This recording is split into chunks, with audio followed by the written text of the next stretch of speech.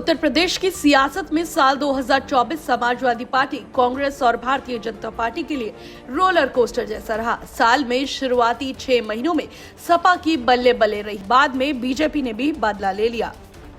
उत्तर प्रदेश की सियासत में साल 2024 में भारतीय जनता पार्टी, भारतीय राष्ट्रीय कांग्रेस, समाजवादी पार्टी और बहुजन समाज पार्टी के लिए अलग अलग मायनों में महत्वपूर्ण रहा। एक और जहां समाजवादी पार्टी ने राष्ट्रीय अध्यक्ष अखिलेश यादव की अगुवाई में इतिहास रचा, तो वहीं एक दशक बाद कांग्रेस का राज्य में सूखा खत्म हुआ।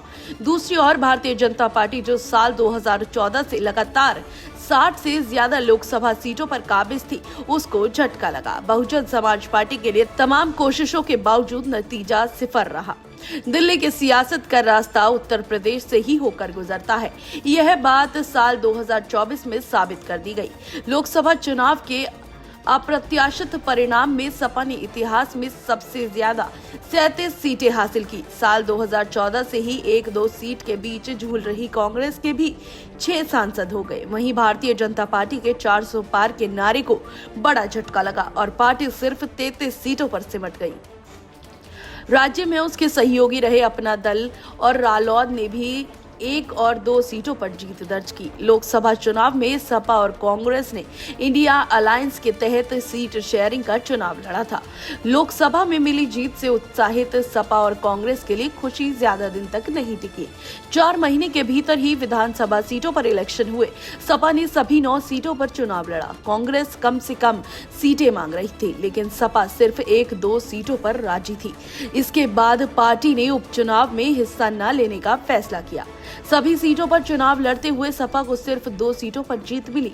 कुंद्रा की सीट पर बीजेपी ने इतिहास रचा और मुस्लिम बहुल क्षेत्र होने के बाद भी जीत हासिल की। सपा सिर्फ करहल और सिसामू बचाने में सफल रही। हालांकि साल 2022 के विधानसभा चुनाव के मुकाबले हार जीत का अंतर कम रहा। वहां बीजेपी ने 7 सीटों पर जीत दर्ज कर लोकसभा में मिले जख्म को भरने की कोशिश की। उधर बहुजन समाज पार्टी के लिए लोकसभा में तमाम मेहनत के बाद नतीजा सिफर रहा। बसपा फिर से 0 पर आ गई।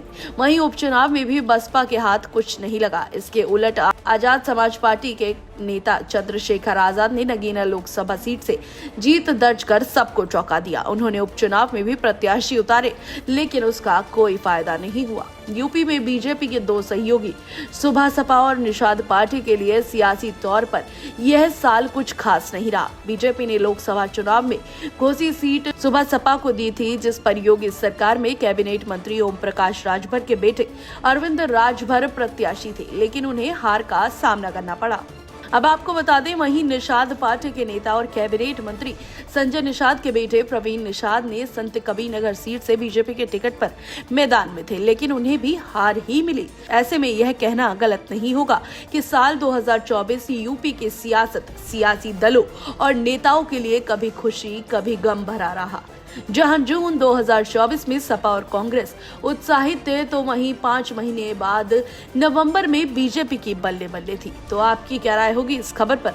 हमें कमेंट बॉक्स में अपनी राय देना ना भूलें और ऐसी तमाम जानकारी से जुड़े रहने के लिए देखते रहिए लोकहित क्रांति। नमस्कार।